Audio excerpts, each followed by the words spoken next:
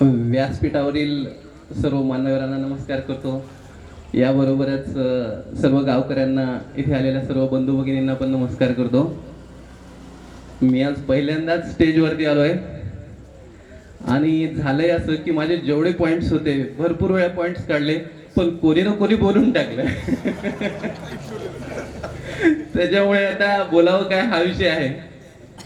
परंतु आता एवढं निश्चितच आहे की आतापर्यंत आपण जे पाहतोय की शंकरराव शंकरराव शंकरराव, पण या निश्चितच शंकररावच्या पाठीमागं पार्वतीची शक्ती निश्चितच आहे.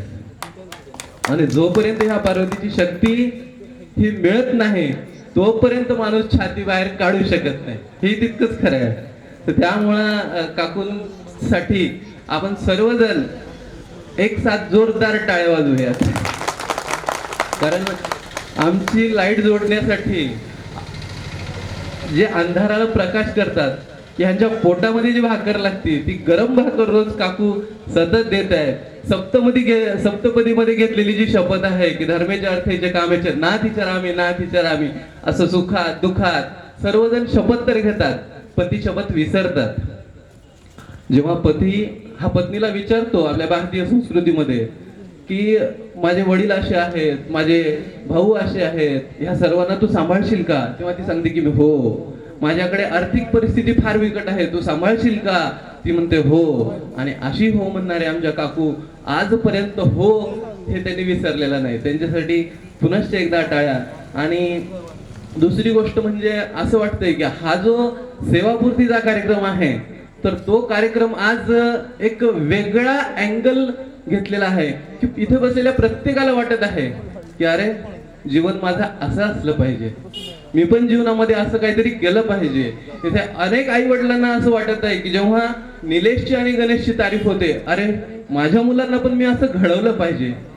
एक प्रकारचा मोटिवेशनल कार्यक्रम इथे झालाय असं मला वाटतंय.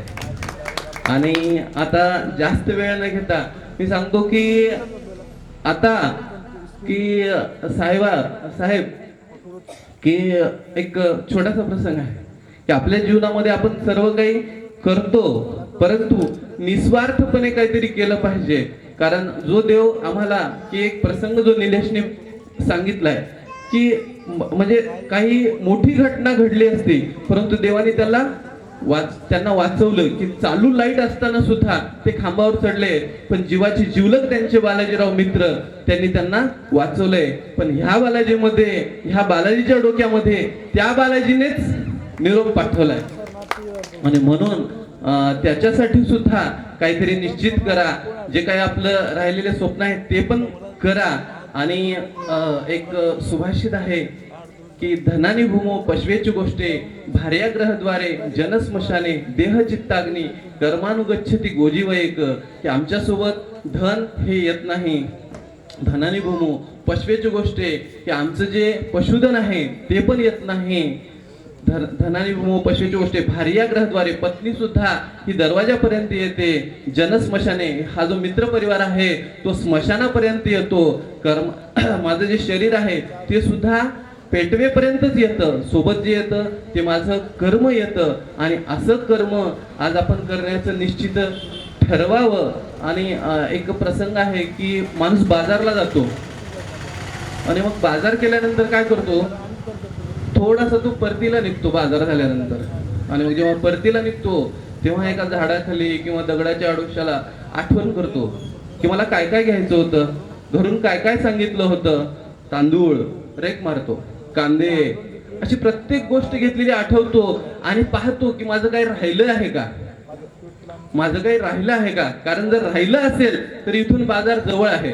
तसंच आमच्या आयुष्यात सुद्धा जे काही आनंदाचे क्षण घ्यायचे तुमचे राहिले असतील, मग ते नोकरीचं कर्तव्य करत असताना किंवा कुटुंबाचे सगळे स्वप्न पूर्ण करताना आमचे जे स्वप्न पूर्ण करायचे राहिले असतील तर ती वेळ आम्हाला परत ते वय ते येत नाही, पण तो आनंद आम्ही निश्चितपणे घेऊ शकतो. आणि तो आनंद आपण निश्चितच घ्यावा. आणि या कुटुंबासाठी सर्वांना माहीत असणारीच कविता आहे, पण ती कविता मला त्या कवितेतले जे शब्द आहेत ते ह्यांच्यासाठी आणि निलेश आणि गणेशसाठी आहेत असं मला वाटलं. म्हणून ते 2 ओळी मी घेतो आणि माझा समारोप करतो 1 मिनिटात. दुःख अडवायला उंबऱ्यासारखा,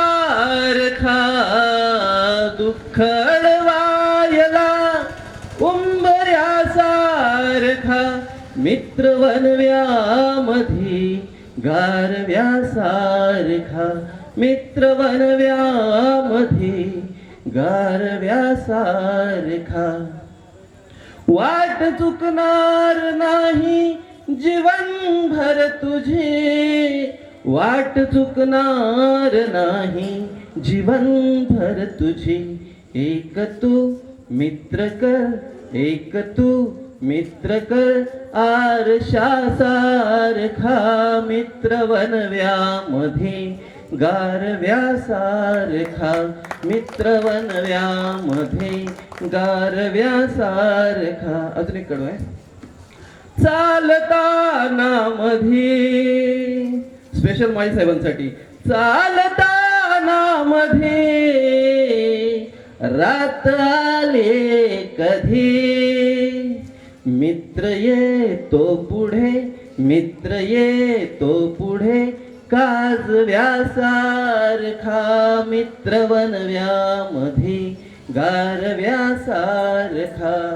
शेवट शेवट. जाळताना मला, जाळताना मला देह ठेवासा,